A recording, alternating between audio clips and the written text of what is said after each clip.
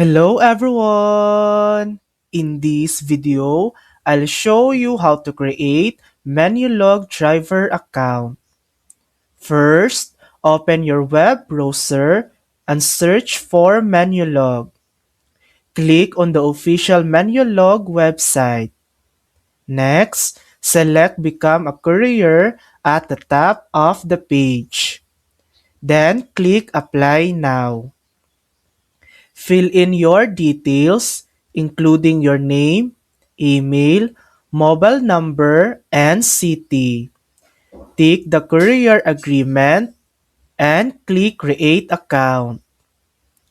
And that's it.